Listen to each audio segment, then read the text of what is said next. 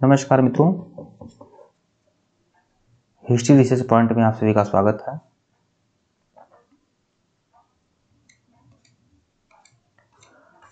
ये घटना चक्र की बुक है, घटना चक्र इतिहास की, और एक एक सीरीज में कंप्लीट करा रहा हूँ। प्रागैतिहासिक काल हम लोगों ने देख लिया था और सिंधु घाटी सभ्यता देख लिया था। आज का जो चैप्टर है वो वैदिक काल से संबंधित है, तो वैदिक काल के जो भी मोस्ट इम्पॉर्टेंट प्रश्न हैं वो सब देख लेते हैं। तो प्रश्न संख्या 1 देखिएगा, आर्य शब्द इंगित करता है श्रेष्ठ वंश को। तो देखिए, प्राचीन आर्य भारत यूरोपीय एवं प्राचीन ईरानी भाषा बोलने वाले के लिए प्रयुक्त शब्द है। वैदिक संस्कृति में आर्य शब्द श्रेष्ठ, शिष्ट अथवा सज्जन या नैतिक अर्थ में महाकुल, कुलीन, सभ्य, साधु आदि के लिए प्रयुक्त होता है। शरणाचार्य ने अपने ऋग भाष्य में आर्य का अर्थ विज्ञ या यज्ञ का अनुष्ठान करता, विज्ञ, श्रोता, आदरणीय या सर्वत्र गंतव्य, उत्तम व्यक्ति, उत्तम वर्ष आदि माना है। तो आर्य का मतलब क्या होता है? श्रेष्ठ वंश होता है, श्रेष्ठ वंश होता है। प्रश्न 2 देखिएगा, क्लासिकीय संस्कृत में आर्य शब्द का अर्थ क्या है? तो एक उत्तम व्यक्ति। विकल्प डी जो है आपका सही है। ये सभी आने वाले प्रश्न है, पूछे गए प्रश्न है। क्लासिकीय संस्कृत में आर्य शब्द का अर्थ होता है एक उत्तम व्यक्ति। वैदिक साहित्य में कहीं भी आर्य का एक जाति अथवा विदेशी विशेष भाषा भाषी के रूप में उल्लेख नहीं हुआ है। प्रश्न संख्या 4 देखिएगा। प्रश्न संख्या 3, सबसे पुराना वेद कौन सा है? तो सबसे पुराना वेद क्या है? तो ऋग्वेद जो है सबसे पुराना वेद है। भारतीय साहित्य में वेद 4 हैं, ऋग्वेद, सामवेद, यजुर्वेद और अथर्ववेद। ऋग्वेद क्या है? सबसे पुराना प्राचीन वेद जो है ऋग्वेद है। प्रश्न संख्या 4 देखिएगा, त्रयी नाम है। त्रयी क्या है? 3 वेदों को, जो ऋग्वेद, सामवेद और यजुर्वेद को वेदत्रयी कहा जाता है। ठीक है, विकल्प ए वेदत्रयी या त्रयी कहते हैं, ऋग्वेद, सामवेद और यजुर्वेद को। प्रश्न संख्या 5 देखिएगा, किस वैदिक ग्रंथ में वर्ण शब्द का प्रयोग सर्वप्रथम मिलता है? तो ऋग्वेद में वर्ण शब्द का प्रयोग सर्वप्रथम मिलता है। ठीक है, वर्ण शब्द का उल्लेख ऋग्वेद में मिलता है। ऋग्वेद में वर्ण शब्द रंग के अर्थ में और कहीं कहीं व्यवसाय चयन के अर्थ में प्रयुक्त हुआ है। आर्यों को गौरवर्ण और दासों को कृष्ण वर्ग कहा गया है। ऋग्वेद के 10वें मंडल के पुरुष सूक्त में सर्वप्रथम शूद्र शब्द का उल्लेख मिलता है। प्रश्न संख्या 6 देखिएगा, वर्ण व्यवस्था में संबंधित पुरुष सूक्त मूलतः पाया गया है। पुरुष सूक्त किसमें है? तो किसमें है? ऋग्वेद में है पुरुष सूक्त। ठीक है। प्रश्न संख्या 7 देखिएगा, प्रश्न संख्या 7 को सम्मिलित करना है, तो आगे सम्मिलित करते हैं। देखिए, अथर्ववेद में क्या है? अथर्ववेद में क्या है? औषधियों से संबंधित है। ऐसे इसको सम्मिलित कर लेते हैं यहाँ से। देखिए, अथर्ववेद जो है औषधियों से संबंधित है। ऋग्वेद में ईश्वर महिमा है, मतलब देवताओं की स्तुति है। यजुर्वेद में क्या है? कर्मकांड है। सामवेद क्या है? संगीत से संबंधित वेद है। ठीक है। प्रश्न संख्या 8 देखिएगा, इसको मिलाना है। तो ऋग्वेद क्या है? ऋग्वेद जो है स्रोत एवं प्रार्थना है। यजुर्वेद में क्या है? तो स्रोत एवं कर्मकांड है। सामवेद क्या है? संगीतमय ग्रंथ है। अथर्ववेद में तंत्र मंत्र और वशीकरण। ठीक है, इसकी व्याख्या देख लेते हैं। ऋग्वेद में स्रोत एवं प्रार्थनाएं हैं, इसमें कुल 1028 सूक्त हैं, 10,552 ऋचाएं या मंत्र या श्लोक हैं। यजुर्वेद में स्रोत एवं कर्मकांड वर्णित हैं। सामवेद की पद गेय रूप में संगीतमय है, जिसको उद्गाता नामक पुरोहित गाता है। ठीक है। अथर्ववेद में कुल 20 अध्याय हैं। ठीक है। प्रश्न संख्या 9 देखिएगा, निम्नलिखित 4 वेदों में से किस एक में जादुई माया और वशीकरण का वर्णन है? जादुई माया और वशीकरण का वर्णन किसमें है? तो यह है अथर्ववेद में। अथर्ववेद में विकल्प सी जो है आपका सही है, अथर्ववेद। प्रश्न संख्या 10 देखिएगा, ऋग्वेद में ऋचाएं हैं। कितनी ऋचाएं हैं ऋग्वेद में? 1028। विकल्प ए जो है आपका सही है। प्रश्न 11 देखिएगा, ऋग्वेद है, ऋग्वेद क्या है? स्रोतों का संकलन है। ऋग्वेद जो है स्रोतों का संकलन है। यहाँ पर भी आपको सम्मिलित करना है। तो ऋग्वेद का जो क्या है? ऐत्रेय है, ऐत्रेय ब्राह्मण है। सामवेद का क्या है? पंचावी से जैमिनी है। अथर्ववेद का क्या है? गोपथ है। यजुर्वेद का क्या है? शतपथ है। इस तरह से आप लोग सम्मिलित कर सकते हैं। प्रश्न संख्या 13 देखिएगा, निम्नलिखित में से कौन सा ब्राह्मण ग्रंथ ऋग्वेद से संबंधित है? तो कौशिकी और ऐत्रेय जो है संबंधित है ऋग्वेद से। प्रश्न संख्या यहाँ पर व्याख्या देख लीजिएगा, ब्राह्मण ग्रंथ यज्ञों और अनुष्ठानों के विधि विधानों के संबंध में जानकारी देते हैं। ऐत्रेय ब्राह्मण और कौशिकी ब्राह्मण ऋग्वेद से संबंधित है। पंचावीस और तांड ब्राह्मण और जैमिनी ब्राह्मण सामवेद से है। शतपथ ब्राह्मण यजुर्वेद से और गोपथ ब्राह्मण जो है वह आपका अथर्ववेद से संबंधित है। प्रश्न संख्या 14 देखिएगा, गोपथ ब्राह्मण किससे संबंधित है? तो यह अथर्ववेद से संबंधित है। ठीक है। प्रश्न संख्या 15 देखिएगा, ऋग्वेद का कौन सा मंडल पूर्णतः सोम को समर्पित है? तो नवा मंडल, पूर्णतः सोम को समर्पित है नवा मंडल। ठीक है, ऋग्वेद के कुल 10 मंडल हैं, इसमें नवे मंडल में 114 सूक्त है। नवे मंडल में कितना है 114 सूक्त है जो सोम को समर्पित है। प्रश्न संख्या 16 देखिएगा, ऋग्वेद संहिता का नवा मंडल पूर्णतः किसको समर्पित है? तो सोम को समर्पित है। सोम तथा ईश्वर नामांकित देवता पर समर्पित है। प्रश्न संख्या 17, यज्ञ संबंधी विधानों का पता चलता है? तो यज्ञ संबंधी विधि विधान का पता चलता है यजुर्वेद से। यजुर्वेद से ही यज्ञ कर्मकांड का पता चलता है। यज्ञ संबंधी विधि विधानों का पता यजुर्वेद से चलता है। यजुर्वेद के 2 भाग हैं, शुक्ल यजुर्वेद और कृष्ण यजुर्वेद। ठीक है, प्रश्न संख्या 18 देखिएगा, निम्नलिखित में से किसका संकलन ऋग्वेद पर आधारित है? तो सामवेद का संकलन जो है वह ऋग्वेद पर आधारित है। ऋग्वेद में सामवेद में कुल 1875 ऋचाएं हैं। ठीक है, जिनमें से सामान्य मत के अनुसार 75 अथवा कुछ विद्वानों के अनुसार 99 को छोड़कर से सभी जो है ऋग्वेद से ही उपलब्ध है। मतलब सिर्फ 75 हैं वह जो सामवेद से हैं, बाकी सिर्फ ऋग्वेद से ही ले लिया गया है, 75 या 99। ठीक है, तो इसलिए सामवेद का जो संकलन है वह ऋग्वेद पर ही आधारित है। प्रश्न संख्या 19 देखिएगा, भारत के किस स्थल की खुदाई से लौह धातु के प्रचलन के प्रमाण मिलते हैं?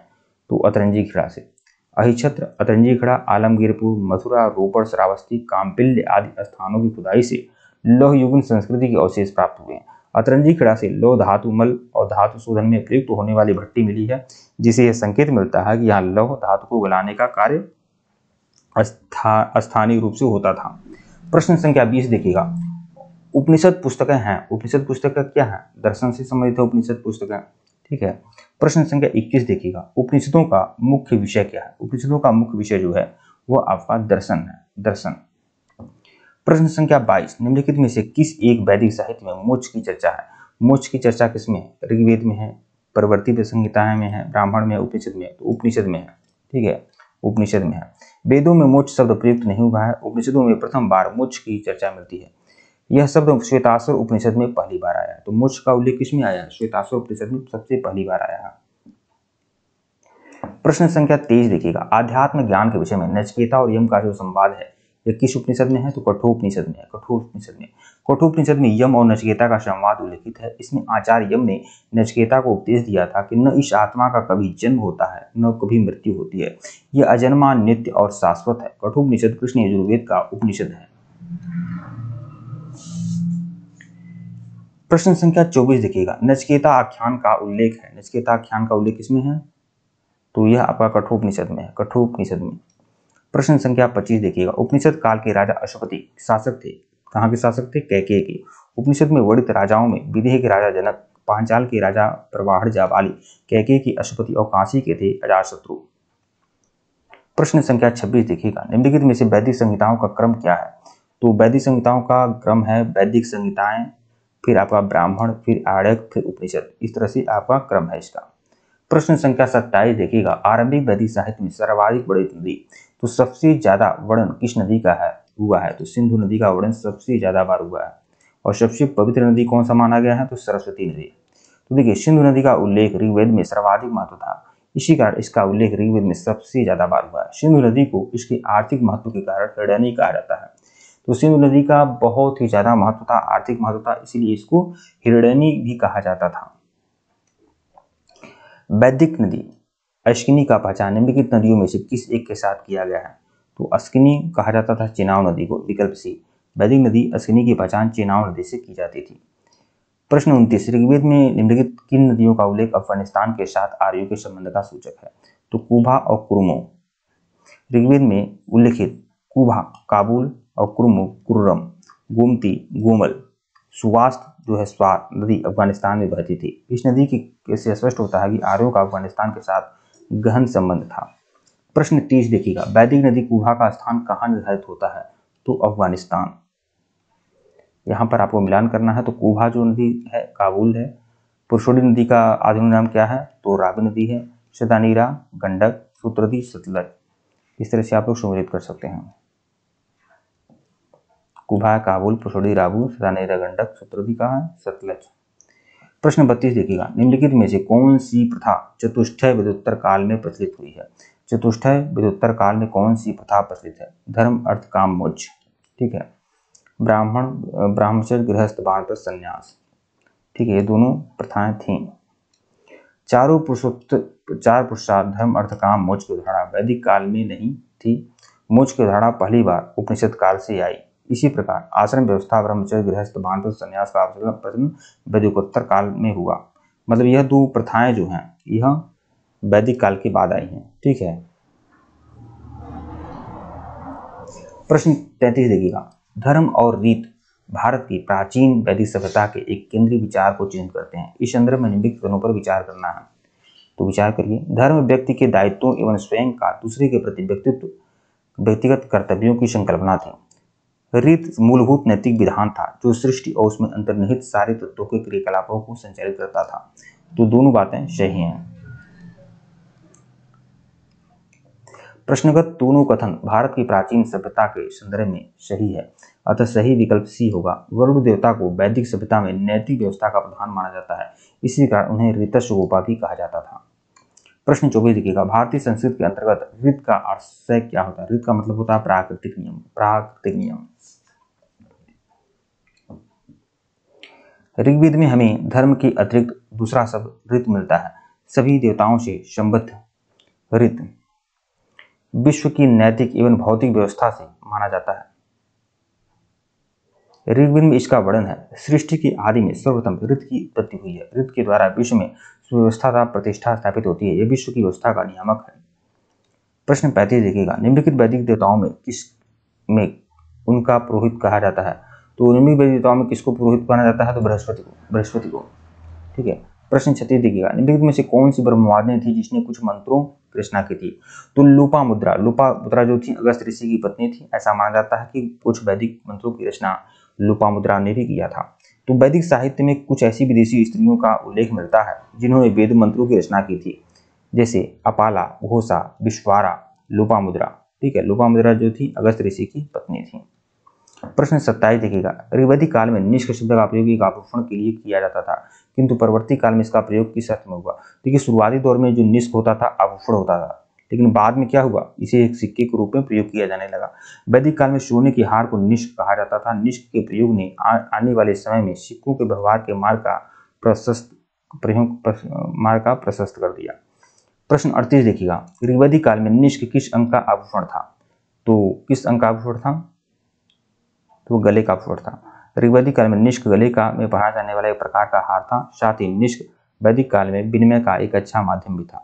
प्रश्न 39 देखिएगा, प्राचीन काल में निशाका माने जाने जाते थे। तो निशाका क्या थे? निष्क या निशाका, तो स्वर्ण आभूषण। बौद्ध जातक में देखिए इसी निष्क को निशाका कहा जाने लगा बाद में महाजनपद काल में। तो देखिए बौद्ध जातक में 3 प्रकार के स्वर्ण सिक्के का उल्लेख मिलता है। प्रथम जो है निशाका, दूसरा जो है सुवर्ण और तीसरा जो है मशाका। निशाका, सुवर्ण और मशाका 3 प्रकार के स्वर्ण सिक्कों का उल्लेख मिलता है। निशाका, स्वर्ण, सुवर्ण और मशाका 3 प्रकार के सोने के सिक्के का उल्लेख मिलता है। प्रश्न 40 देखिएगा, बुगोजकोई महत्वपूर्ण है। क्यों बुगोजकोई महत्वपूर्ण है? चारों ऑप्शन को देख लें। तो यहाँ से प्राप्त उल्लेखों में वैदिक देवताओं और देवियों का नामोल्लेख हुआ है। तो बी जो है ऑप्शन सही है। तो देखिए एशिया माइनर स्थित बुगोजकोई से 14वीं सदी ईसा पूर्व के उल्लेख में ऋग्वैदिक काल के देवताओं का उल्लेख मिलता है। इससे ज्ञात होता है कि वैदिक आर्य जो थे ईरान से होकर ही भारत आए होंगे। प्रश्न 41 देखिएगा, निम्नलिखित अभिलेखों में से कौन सा ईरान से भारत आने वाले आर्यों की सूचना देता है? तो बुगोजकोई। अगला देखिएगा प्रश्न 42, 14वीं ईसा पूर्व के एक अभिलेख जिसमें वैदिक देवताओं का वर्णन मिलता है, ये कहाँ है? बुगोजकोई में। प्रश्न 43 देखिएगा, निम्नलिखित में से किसने आर्यों के आदि देश के बारे में लिखा था? तो यह है बाल गंगाधर तिलक।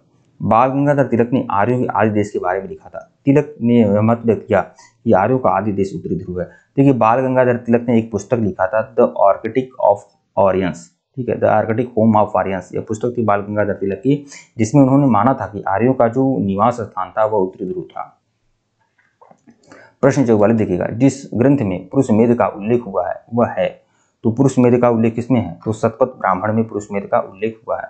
पुरुष मेध एक प्रकार का महान यज्ञ था। यह शुक्ल यजुर्वेद के 3रे अध्याय कृष्ण यजुर्वेद, शुक्ल यजुर्वेद के शतपथ ब्राह्मण और कृष्ण यजुर्वेद के तैत्तिरीय ब्राह्मण में वर्णित है। प्रश्न 45 देखिएगा, शतपथ ब्राह्मण में उल्लेखित राजा विदेह माधव से संबंधित ऋषि थे। तो शतपथ ब्राह्मण में उल्लेखित राजा विदेह माधव से संबंधित ऋषि थे, तो वह थे ऋषि गौतम राहुगढ़। ठीक है। आर्यों के पूर्व दिशा की ओर प्रसार के विषय में शतपथ ब्राह्मण में वर्णन मिलता है विदेह माधव की आख्यानिका का। विदेह माधव की कथा है शतपथ ब्राह्मण में, जिसमें यह मिलता है कि गौतम राहुगढ़ के नेतृत्व में आर्यों ने क्या किया, पूर्व में विस्तार किया था। इसके अनुसार राजा विदेह माधव संबंधित ऋषि थे गौतम राहुगढ़। प्रश्न 46 देखिएगा, उत्तर वैदिक काल में उल्लेखित किसको आर्य संस्कृत का धूर समझा जाता था? तो आर्य संस्कृत का धूर था कुरु और पांचाल। तो उत्तर वैदिक काल में नगरीकरण की प्रक्रिया प्रारंभ हो चुकी थी। कुरु पांचाल इस प्रकार प्रमुख नगर बन गए थे, तो ये नगर उत्तर वैदिक काल में सभ्यता के प्रमुख धूर थे। प्रश्न 47 देखिएगा, गोत्र शब्द का उल्लेख सर्वप्रथम हुआ है? तो गोत्र शब्द का उल्लेख ऋग्वेद में है। ठीक है। और गोत्र प्रथा का उल्लेख किसमें है? वह है अथर्ववेद में। गोत्र शब्द का उल्लेख ऋग्वेद में मिलता है। गोत्र शब्द का उल्लेख ऋग्वेद में मिलता है, जबकि गोत्र शब्द का उल्लेख ऋग्वेद में है, लेकिन गोत्र शब्द का मूल अर्थ है गोष्ठ। लेकिन गोत्र प्रथा का किसमें है उल्लेख? अथर्ववेद में है। प्रश्न 48 देखिएगा, पूर्व वैदिक आर्यों का मुख्य धर्म मुख्यतः था, तो क्या था? प्रकृति पूजा और यज्ञ।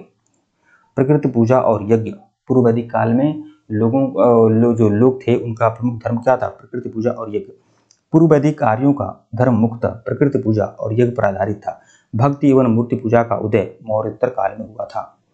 प्रश्न 49 देखिएगा, ऋग्वैदिक काल में जनता निम्नलिखित में से मुख्यतः किसमें विश्वास करती थी? तो ऋग्वैदिक काल में जनता किसमें विश्वास करती थी? मूर्ति पूजा में, देवी पूजा में, ईश्वरवाद में या बलि एवं कर्मकांड में? तो मूर्ति पूजा तो था नहीं। ठीक है। देवी पूजा भी नहीं था। ईश्वरवाद, शायद ईश्वरवाद देखा जाएगा। सभी ऑप्शन बहुत बलि एवं कर्मकांड। लेकिन वैदिक काल में लोग प्रकृति की शक्तियों, वैदिक देवताओं और देवियों की प्रार्थना यज्ञ में विश्वास करते थे। एक कर्मकांड ही तो था। प्रश्न 50 देखिएगा, प्रसिद्ध 10 राजाओं का युद्ध दसराज युद्ध किस नदी के तट पर लड़ा गया था? पुरुषड़ी नदी के तट पर। दसराज युद्ध जो आधुनिक रावी नदी है, इसी के किनारे दसराज युद्ध लड़ा गया था, जिसमें भरत के राजा सुदास की विजय हुई थी। ठीक है।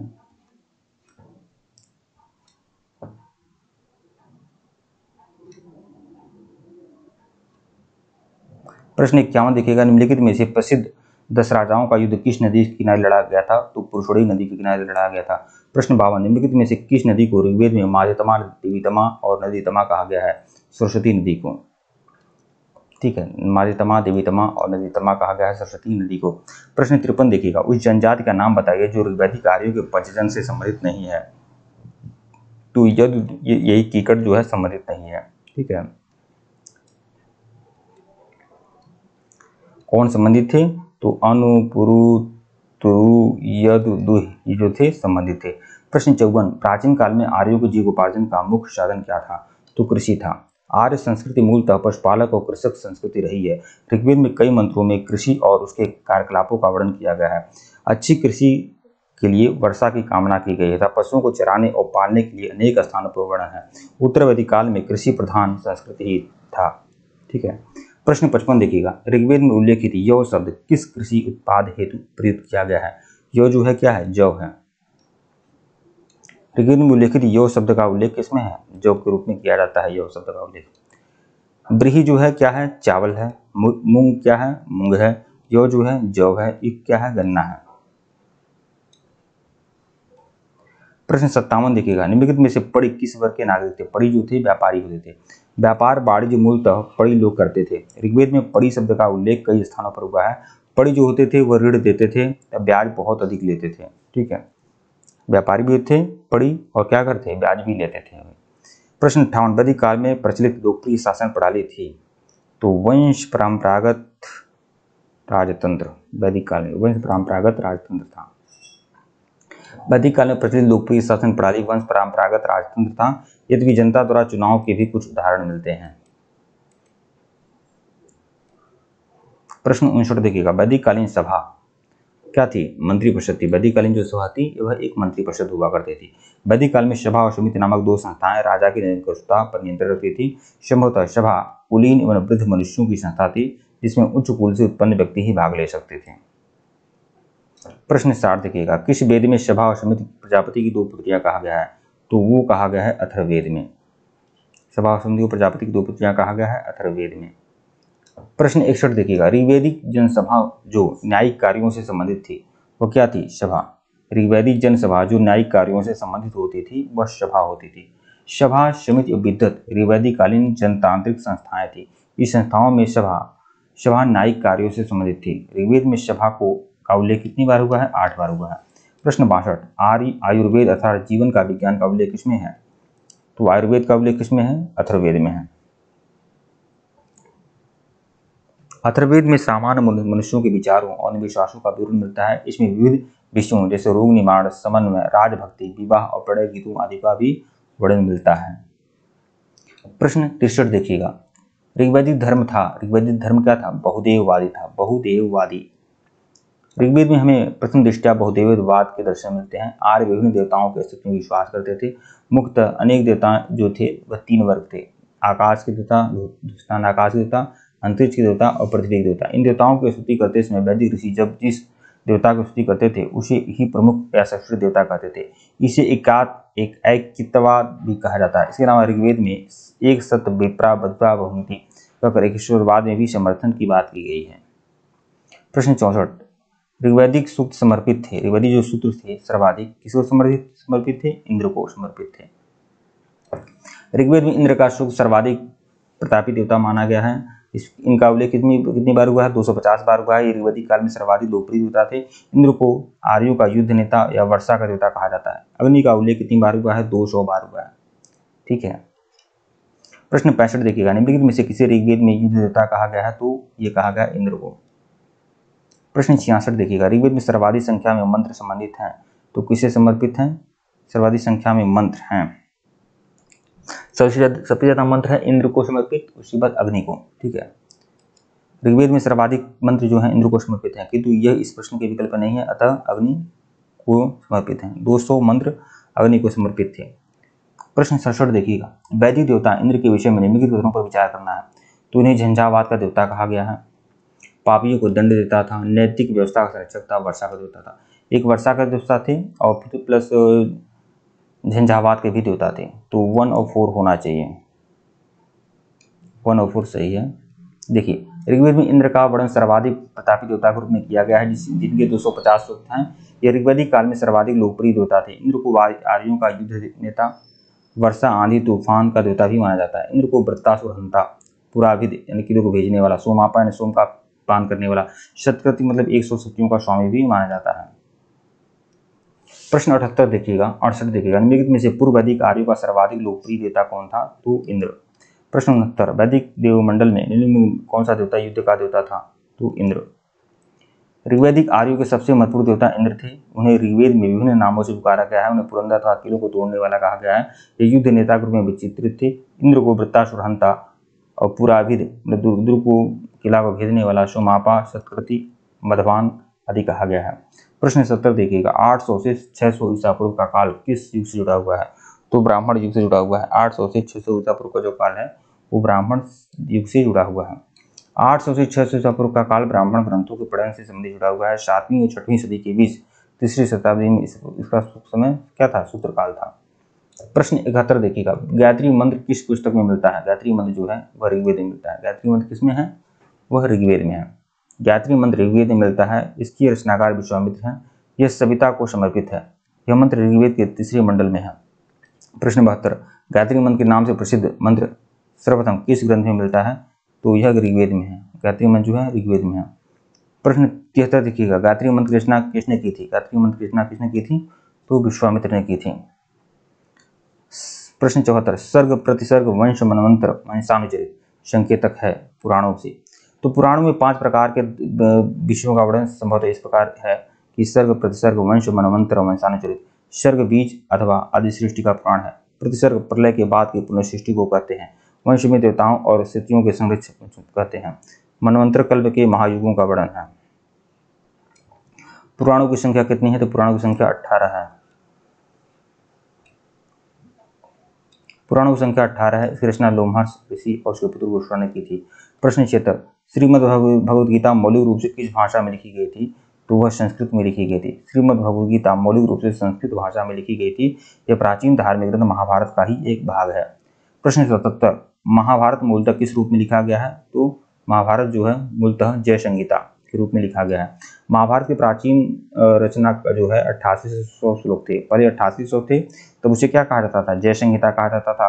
फिर 24,000 जो श्लोक हुए उसे क्या कहा गया? भारत कहा गया। ठीक है, भारत।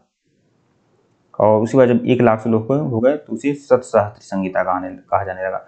प्रश्न 78, सतसहस्त्र संहिता उपनाम निम्नलिखित किस ग्रंथ का है? तो महाभारत का है।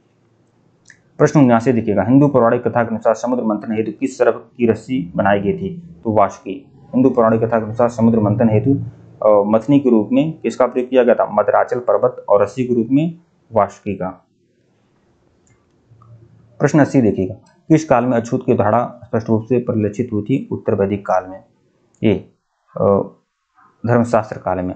धर्मशास्त्रों के समय में 4 वर्णों ब्राह्मण, क्षत्रिय, वैश्य, शूद्र के अतिरिक्त समाज में अन्य अनेक जातियों और अष्टम आदि का भी उल्लेख मिलता है, जो अनुलोम प्रतिलोम विवाह के फलस्वरूप उत्पन्न हुए थे। पाणिनि ने 2 प्रकार के शूद्रों का उल्लेख किया, निर्वासित या अनिर्वासित। ठीक है। प्रश्न 81 देखिएगा, सत्यमेव जयते किस ग्रंथ में है? तो सत्यमेव जयते जो है मुंडकोपनिषद में है।